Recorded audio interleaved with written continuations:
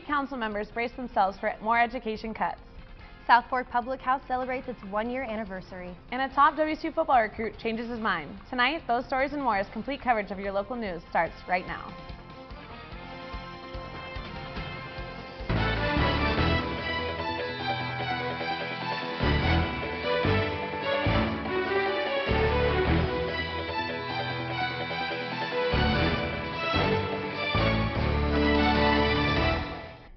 Good evening, I'm Aria, Placencia. And I'm Shelby, Madsen. Thanks for joining us this evening.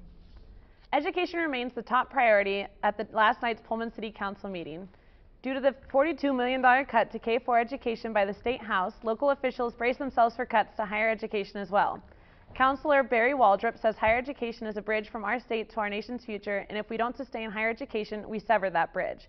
Council members plan to go to Olympia next month to pass their goals onto the legislators who represent our legislative district. School board members in Moscow criticized educational reforms and approved an amended $26.8 million district budget at last night's meeting. Some board members disagree with Idaho State School Superintendent Tom Luna's reform proposals, which include laptops for 9th graders, mandatory online classes, and teacher pay-for performance.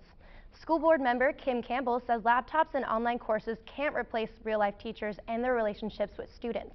But board member Alicia Barber says she hasn't seen any research that shows Luna's plan is better than what Idaho schools are already doing. Vehicle burglaries are on the rise in Moscow, Idaho. In the last few days, the Moscow Police Department has taken over 30 vehicle burglary reports.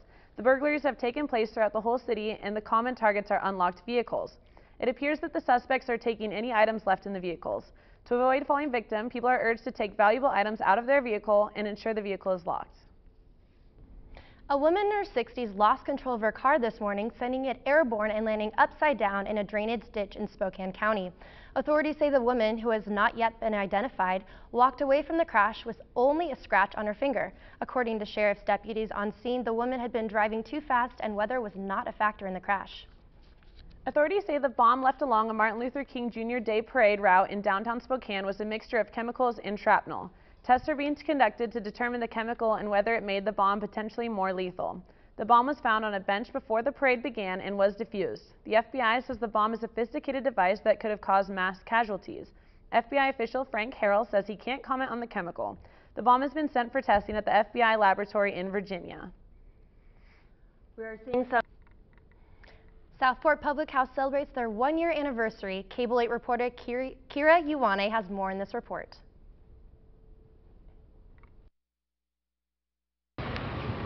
For Pullman residents, South Fork Public House is quickly becoming a favorite place to eat and spend time with friends and family. It's a different feeling. The service is wonderful. The food is always good. And the menus changed frequently so that we can have variety. In the wake of their one-year anniversary, manager Hannah Finkus says the restaurant is nothing but grateful. It's definitely a big milestone. It's hard to succeed all the time as a restaurant, and hitting that one-year point is definitely something to celebrate. We are so fortunate for the people who work for us and for the people who regularly come in and support South Fork, and we're definitely appreciative of everything that Pullman has done for us, and we hope to kind of give back to Pullman as well. Owner Jim Harbour says he feels that Pullman residents have welcomed South Fork with open arms. Obviously, with the first year of anything, there's a ton of challenges, a ton of struggles, but overall, I think we've, overcame most of them. The community embraced us, the college community embraced us, and it's been quite a success. I think that people are realizing that what we do is quality and is fresh and is local, and everything we do is made in-house, and I think that comes through when you put it in your mouth. To be open for the first year and not have lost money in this industry is a good success in itself, so we're feeling good going into the second year for sure. For Cable 8 News, I'm Kira Ioane. A Graham man was arrested earlier today for alleged threats against Governor Gregoire via the internet. Washington State Patrol detectives were able to trace the alleged threat to 51-year-old Robert Locke. Detectives located Locke within 6 hours of the governor's office receiving the threat. Detectives found and arrested Locke in Pierce County. Locke is jailed on one count of the Class C felony, threats against the governor and family, and is due in Pierce County Court tomorrow afternoon. A new bill entering the Washington State Legislature aims to make marijuana legal. State Representative Mary Lou Dickerson of Seattle says she wants the state to sell and regulate marijuana in liquor stores. The proposal would make marijuana available for purchase for people 21 years and older.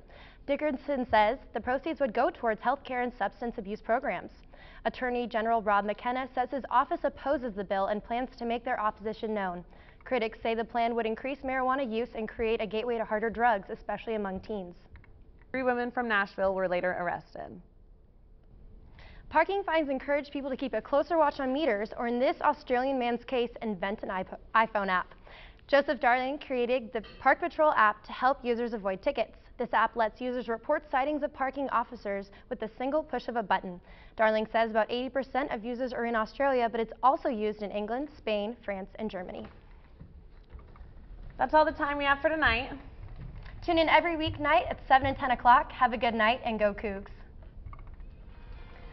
So I'm really excited about this iPhone app because I always have problems with parking.